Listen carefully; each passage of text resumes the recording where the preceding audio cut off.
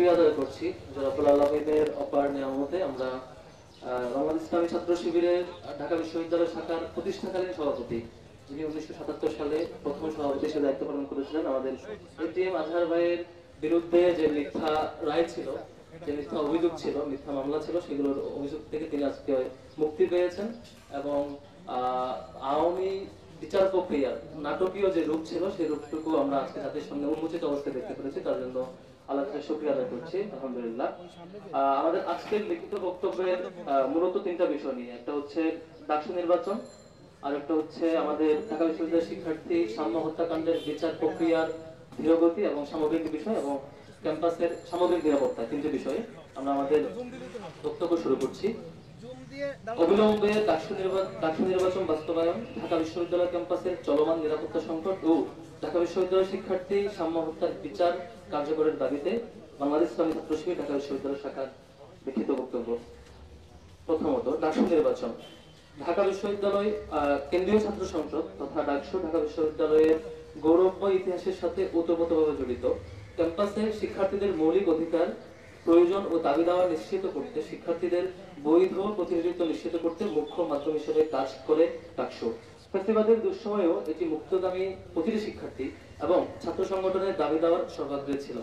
জুলাই পরবর্তী ঢাকা বিশ্ববিদ্যালয় ক্যাম্পাসে ছাত্র রাজনীতির পূর্ণ দাসত্বের ভয়াল সংস্কৃতি মুছে দিয়ে শিক্ষা ও শিক্ষার্থী বান্ধব রাজনীতির টেকসই সূচনা হতে পারত ঢাকা বিশ্ববিদ্যালয়ের কেন্দ্রীয় ছাত্র সংসদ নির্বাচন তথা ডাকসু নির্বাচনের মধ্য দিয়ে। এমনকি গণ অভ্যুত্থানের মুক্তির সনদ ঐতিহাসিক 9 দফার অন্যতম দাবি ছিল ছাত্র সংসদ নির্বাচন কার্যকর করা। ফ্যাসিস্ট হাসিনার পলায়ন ও পতনের পর শিক্ষার্থীদের মধ্যে বহুদিনের অরাধ্য ছাত্র সংসদ নির্বাচন কার্যকর দাবি আরো জোরালো হয়ে উঠেছিল। শিক্ষার্থীরা ডাকসুর মধ্য দিয়ে তাদের প্রতিনিধিত্ব নির্বাচনের অধিকার আদায়ের মাধ্যমে ছাত্র রাজনীতির গুণগত পরিবর্তন ও নতুন ধারার রাজনীতি চর্চার অভিপ্রায় বারংবার ব্যক্ত করেছিল। ফ্যাসিবাদ পরবর্তী দায়িত্ব গ্রহণকারী নতুন প্রশাসনের কাছে শিক্ষার্থীদের তাই প্রত্যাশা ছিল দায়িত্ব গ্রহণের পর নতুন প্রশাসন শিক্ষার্থীদের মৌলিক দাবি কাল বিলম্ব না করেই বাস্তবায়ন করবে। ডাকসু নির্বাচনের লক্ষ্যে ছাত্র সংগঠনগুলোর সাথে মত বিনিময়কালে প্রায় সকল ছাত্র সংগঠন ডাকসুর প্রয়োজনীয়তার কথা স্বীকার করে প্রয়োজনীয় সংস্কার করে দ্রুত ডাকসু নির্বাচনের আয়োজনের পক্ষে তাদের মতামত ব্যক্ত করেছিল। এমনকি বিশ্ববিদ্যালয় প্রশাসনের নিজস্ব উদ্যোগে পরিচালিত এক জরিপের তথ্য অনুযায়ী প্রায় 96% শিক্ষার্থী ডাকসু নির্বাচনের পক্ষে তার প্রয়োজনীয়তা মতামত দিয়েছে। কিন্তু দুঃখজনকভাবে ঢাকা বিশ্ববিদ্যালয় প্রশাসন অধিকাংশ শিক্ষার্থীর এই যৌক্তিক দাবি পূরণের পথে প্রত্যাশার চেয়ে অনেক বেশি ধীর গতিতে অগ্রসর হয়েছে। গত বছরের ডিসেম্বরে বিশ্ববিদ্যালয়ের সম্মানিত প্রক্টর বলেছিলেন ডাকসু নির্বাচন 2025 সালের ফেব্রুয়ারির মধ্যে অনুষ্ঠিত হবে, কিন্তু ফেব্রুয়ারি গড়িয়ে মে মাস চলমান, তবু আশা জাগানোর মতো তেমন কিছুই আমাদের কাছে দৃষ্টিগোচর হয়নি। প্রশাসন ডাকসু নিয়ে 3টি আলাদা আলাদা কমিটি গঠন করেছিল: গঠনতন্ত্র সংস্কার, আচরণবিধি প্রণয়ন এবং অংশীজনের সাথে প্রয়োজনীয় পরামর্শ কমিটি।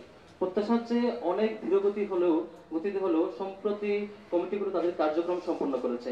বিশ্ববিদ্যালয় সিন্ডিকেটও তা অনুমোদন করেছে। গত 15 এপ্রিল বিশ্ববিদ্যালয় প্রশাসনের দেওয়া টাইমলাইন অনুযায়ী মে মাসের প্রথমার্ধে নির্বাচন কমিশন গঠনের কথা থাকলেও কোনো এক রহস্যজনক কারণে তা এখনো গঠিত হয়নি, এবং বিশ্ববিদ্যালয় প্রশাসন এই কমিশন গঠন না হওয়ার কোনো যৌক্তিক ব্যাখ্যাও আমাদের কাছে উপস্থাপন করেনি।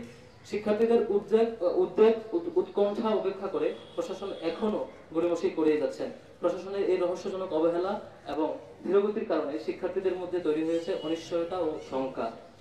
সুতরাং অনতিবিলম্বে ডাকসুর রোডম্যাপ ঘোষণা করা না হলে শিক্ষার্থীদের প্রাণের দাবি ডাকসু আদায়ের লক্ষ্যে শিক্ষার্থীদের সাথে নিয়ে সম্মিলিতভাবে কঠোর কর্মসূচি ঘোষণা করবে বাংলাদেশ ইসলামী ছাত্র শিবির ঢাকা বিশ্ববিদ্যালয়ের শাখা। গত ফেস্টিভালের সময়ে ছাত্রলীগের মতো শিক্ষার্থীদের জিম্মি করে তাদেরকে কোনো গোষ্ঠী স্বার্থে ব্যবহার করা, তাদের পড়াশোনায় বিঘ্ন ঘটানোর মতো ঘৃণ্য পায়তারা ঠেকাতে ডাকসুর কোনো বিকল্প নেই। শিক্ষার্থীদের নিরাপত্তা, মানসম্মত আবাসন ব্যবস্থা এবং খাবার এবং পানীয় থেকে শুরু করে প্রত্যেকটি বিষয়ে অধিকার নিশ্চিত করতে হলে ডাকসু কার্যকর ভূমিকা পালন করবে বলে আমরা বিশ্বাস করি। দ্বিতীয়ত, নিরাপদ ক্যাম্পাস। আমাদের ডাকসুর পাশাপাশি আমরা চাই নিরাপদ ক্যাম্পাস নির্মাণে বিশ্ববিদ্যালয় প্রশাসন দৃশ্যমান ও কার্যকর পদক্ষেপ গ্রহণ করবেন। প্রতি বছর তুমুল প্রতিযোগিতাপূর্ণ ভর্তি পরীক্ষায় উত্তীর্ণ হয়ে শিক্ষার্থীরা ভর্তি হন এই ঢাকা বিশ্ববিদ্যালয়ে। তাদের স্বপ্ন থাকে ক্যাম্পাসের নিরাপদ সুন্দর একটি পরিবেশে তারা পড়াশোনা করবে, গবেষণা করবেন। কিন্তু শিক্ষার্থীরা ক্যাম্পাসে এসেই বুঝতে পারেন তাদের এই কাঙ্ক্ষিত নিরাপত্তা এই ক্যাম্পাসে নেই। সম্প্রতি ক্যাম্পাসে সংঘটিত বিভিন্ন অপ্রীতিকর ঘটনা শিক্ষার্থীদেরকে আরো উদ্বিগ্ন করে তুলেছে। ফলে শিক্ষার্থীরা কার্যত ভয় ও সংখ্যার মধ্যে ক্যাম্পাসে দিনাতিপাত করছে, যেটি আমাদের মানসিক স্থিতিশীলতার জন্য ক্ষতিকর। শিক্ষার্থীদের আবাসিক হল, ক্যাম্পাস, টিএসসি ও আশেপাশের এলাকা আজ শিক্ষার্থীরা পুরোপুরি নিরাপত্তার সাথে সময় পার করতে পারছে না। বিভিন্ন সময় আমরা দেখতে পাই আবাসিক হলের সামনে নারী শিক্ষার্থীরা, আমাদের বোনেরা ভোগ করে অপ্রকৃতস্থ মানুষের দ্বারা হ্যারাসমেন্টের শিকার হচ্ছেন। ছুটির দিনগুলোতে ঢাকা বিশ্ববিদ্যালয় এলাকা পরিণত হয় একটি পার্কে। শহরের নানা প্রান্ত থেকে আসা মানুষের সমাগম ক্যাম্পাসের পরিবেশকে আরো বেশি অনিরাপদ করে তুলছে।